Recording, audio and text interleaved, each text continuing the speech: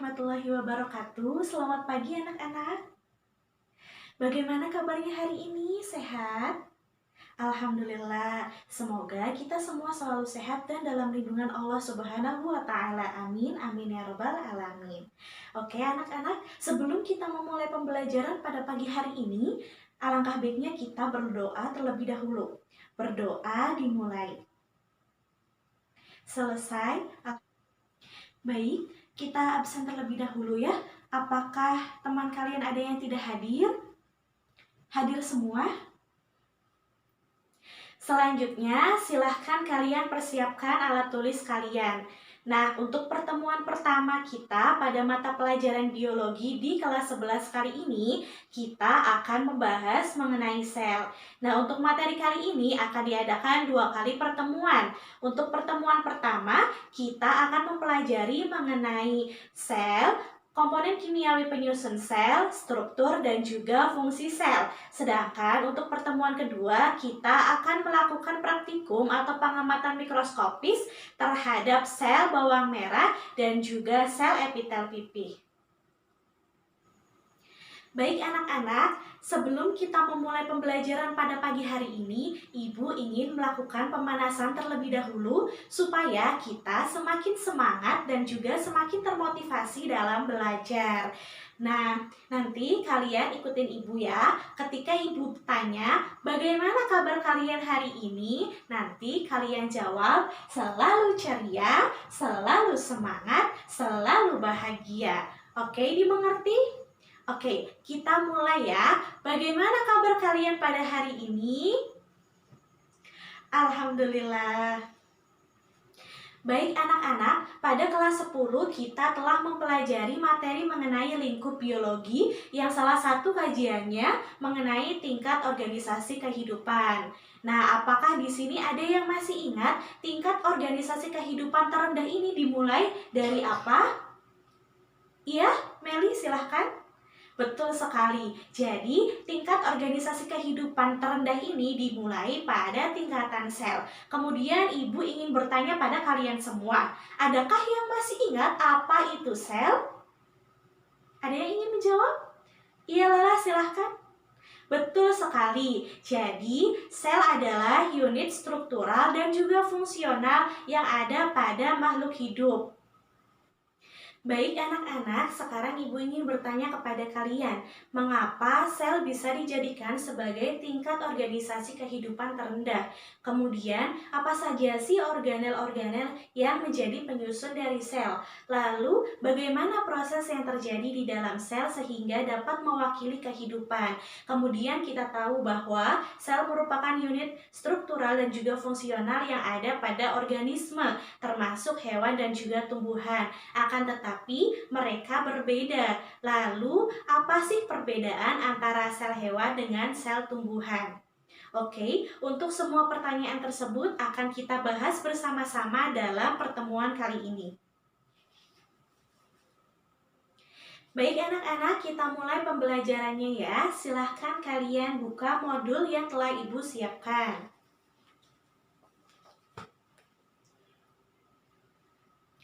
Oke, kita telah mengetahui pengertian dari sel. Kemudian, macam sel ini dibagi menjadi 2. Yang pertama, berdasarkan ada tidaknya membran inti sel. Yang kedua, berdasarkan jumlah sel. Yang berdasarkan ada tidaknya membran inti sel dibagi menjadi 2 juga. Yang pertama, sel prokariotik dan yang kedua, sel eukariotik. Sedangkan yang berdasarkan jumlah sel dibagi menjadi 2 juga. Yang pertama ada organisme uniseluler, yang kedua ada organisme multiseluler.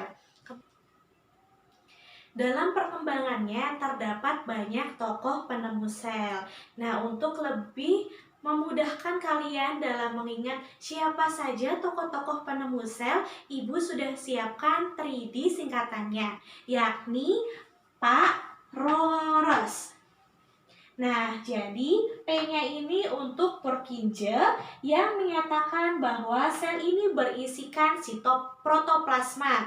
Kemudian A-nya ini untuk Alexander yang menyatakan bahwa sel merupakan unit reproduksi. Kemudian row pertama ini untuk Robert Hooke yang menyatakan bahwa sel merupakan ruang kosong karena Robert Hooke ini melakukan pengamatan terhadap sel gabus. Kemudian row yang kedua untuk Robert Brown yakni menyatakan bahwa sel ini berisikan nukleus atau inti sel. Dan untuk S yang pertama ini mengacu kepada penemu Scholzi yang menyatakan bahwa sel merupakan unit fungsional. Sedangkan untuk S yang terakhir ini untuk Skewan yang menyatakan bahwa sel merupakan unit struktural. Baik anak-anak, Ibu ingin bertanya kepada kalian, apakah ada di antara kalian yang tadi pagi sarapan dengan menggunakan telur? Wah, ternyata banyak sekali ya. Kalian sarapan menggunakan telur apa? Telur ayam, telur bebek, atau telur puyuh? Iya, telur ayam ya. Nah, sekarang coba kalian perhatikan antara telur ayam dan juga telur puyuh. Keduanya memang sama-sama telur, keduanya juga memang sama-sama terdiri atas satu sel. Akan tetapi keduanya memiliki ukuran dan juga bentuk yang berbeda. Oleh karena itu, sekarang kita akan membahas mengenai ukuran, bentuk, serta komposisi sel. Nah, untuk ukuran sel ini berukuran sangat kecil, sehingga untuk melihat sel dengan jelas harus dilakukan dengan menggunakan perbesaran mikroskop, atau disebut juga ukurannya ini mikroskopis. Nah, kemudian untuk bentuk sel ini sangat beragam. Contohnya ialah berbentuk cakram yang terdapat pada sel darah merah kita. Kemudian untuk komponen penyusun sel atau komposisi sel ini terdiri atas 3. Yang pertama terdiri atas air, kemudian terdiri atas ion anorganik, dan juga terdiri atas biomolekul. Nah, sel ini 70%-nya ini diisi oleh air. Kemudian untuk ion anorganik contohnya ialah natrium, kalsium, magnesium, dan yang lainnya. Kemudian untuk biomolekul contohnya ini ada karbohidrat, lipid, protein, dan asam nukleat. Nah, kita setiap harinya mengkonsumsi karbohidrat. Contohnya terdapat pada nasi. Kemudian kita juga mengkonsumsi protein. Contohnya terdapat pada telur, pada daging, dan kita juga mengkonsumsi lipid atau lemak. Contohnya yang terdapat pada susu. Jadi, jangan lupa ya, kita selalu mengkonsumsi makanan-makanan yang sehat supaya nanti setiap zat-zat yang kita makan ini akan diolah oleh tubuh kita dengan baik dan menjadikan hal yang baik juga untuk tubuh kita. Baik, untuk materi selanjutnya ialah mengenai struktur sel. Nah, struktur sel ini ada 3. Yang pertama ialah membran sel, kemudian ada inti sel, kemudian ada sitoplasma. Nah, membran sel ini merupakan pembatas antara lingkungan luar sel dengan lingkungan dalam sel. Sedangkan inti sel atau nukleus ini berfungsi sebagai pengendali seluruh aktivitas di dalam sel. Kemudian sitoplasma merupakan cairan gel yang transparan yang di dalamnya terdapat banyak organel sel. Nah, sebelum kita beralih untuk pembahasan organel sel, Ibu ingin membagi kalian ke dalam 6 kelompok. Nanti silahkan kalian sebutkan nama-nama organel sel beserta fungsinya ya. Nih, Ibu bagi kertas latihannya untuk kelompok 1, untuk kelompok 2, dan 6. Silahkan kalian isi dengan kelompok kalian. Ibu beri waktu selama 20 menit. Kalian bisa mencari jawabannya dengan melihat di dalam modul atau melihat di internet. Silahkan ya. Alhamdulillahirrabbilalamin, kalian semua sudah selesai mengerjakan tugas yang Ibu berikan. Dan untuk perwakilan setiap kelompoknya juga sudah menuliskan nama-nama organel yang sudah Ibu gambarkan pada papan tulis. Nah, sebelum kita lanjut membahas mengenai organel-organel sel, Ibu ingin bertanya kepada kalian semua, apakah ada di antara kalian yang suka makan bakso? Ada ya? Banyak, oke. Nah, untuk materi kali ini kita bisa loh mengibaratkan semangkok bakso ini seperti sel. Kok bisa, Bu? Bagaimana? Nah, jadi kita bisa mengibaratkan seperti mangkok bakso itu sama seperti membran sel. Jadi, mangkok bakso itu sama seperti membran sel. Kemudian, bakso itu terdapat kuah. Nah, kuah di dalam sel ini bisa kita ibaratkan atau bisa kita samakan seperti sitoplasma. Kemudian, bakso tentu ada baksonya. Nah, baksonya ini sama seperti inti sel atau nukleus. Kemudian, di dalam bakso juga ada bakso kecil-kecilnya. Bisa kita samakan seperti lisosom. Kemudian ada mie yang bisa kita ibaratkan seperti retikulum endoplasma kasar. Kemudian ada bihun yang bisa kita ibaratkan sebagai retikulum endoplasma halus. Lalu ada sosis yang bisa kita ibaratkan sebagai mitokondria. Lalu terdapat juga tauge. Nah, untuk badan taugenya kita bisa ibaratkan seperti badan Golgi. Sedangkan untuk kepala taugenya kita bisa ibaratkan sebagai ribosom. Nah, kemudian terdapat juga kerupuk karena Ibu menambahkan 2 kerupuk panjang. Nah, kerupuk panjangnya itu bisa kita ibaratkan sebagai sitosol. Kemudian terdapat minyak-minyak ya di dalam bakso. Nah, minyak-minyaknya ini kita bisa ibaratkan sebagai vakuola.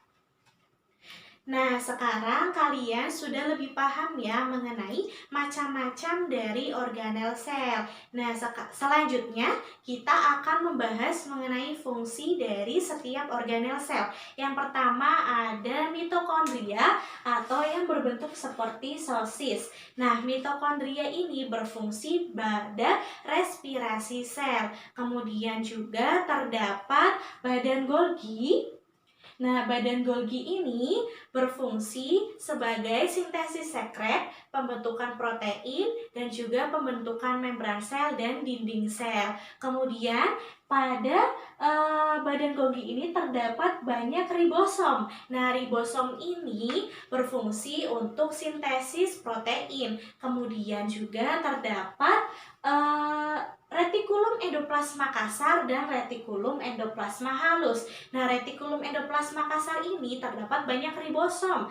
Nah, retikulum endoplasma kasar ini juga berfungsi untuk sintesis protein. Sedangkan fungsi dari retikulum endoplasma halus ini untuk sintesis lipid.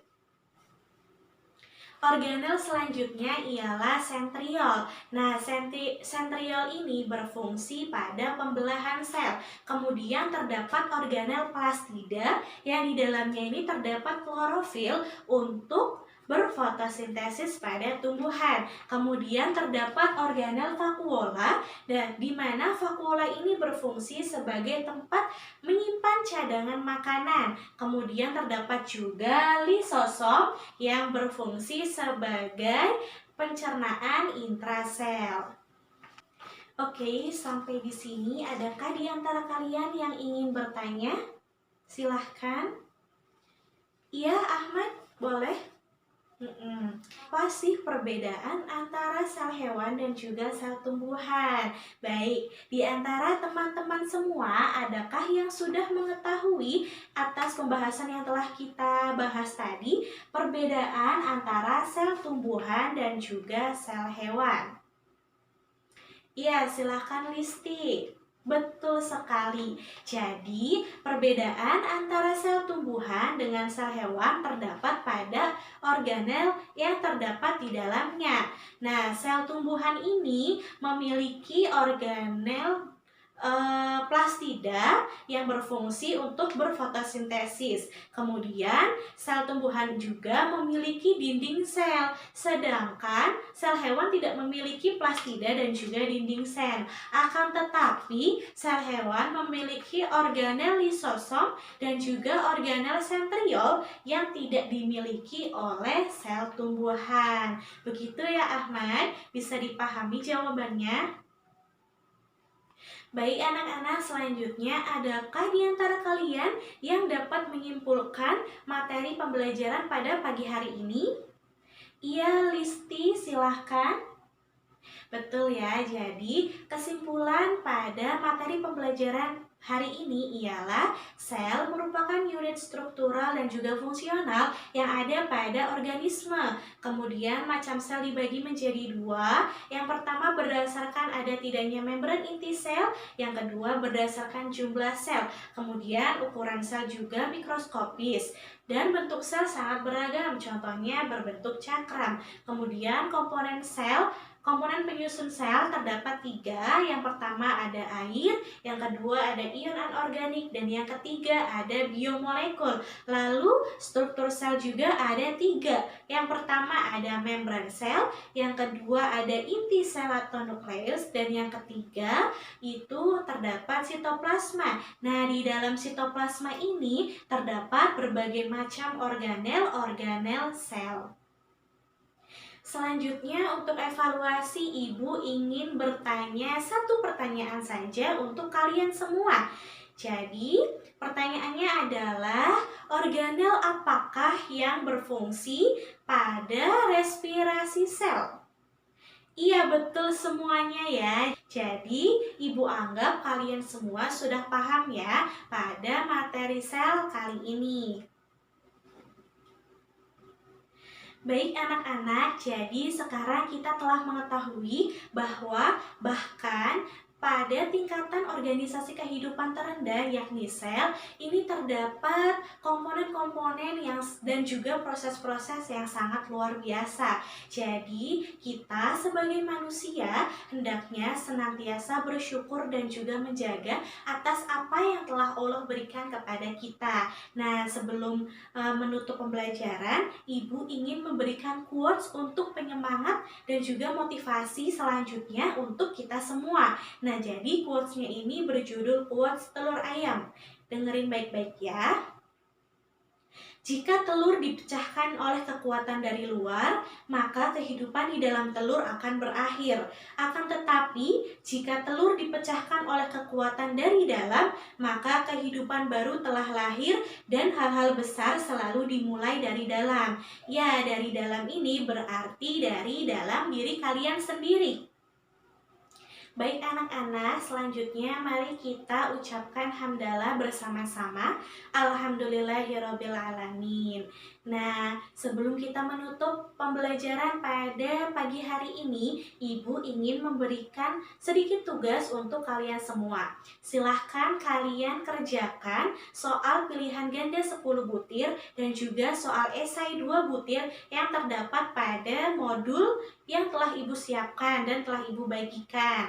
Kemudian kalian juga silahkan persiapkan alat dan juga bahan untuk kita lakukan praktikum pada pertemuan berikutnya.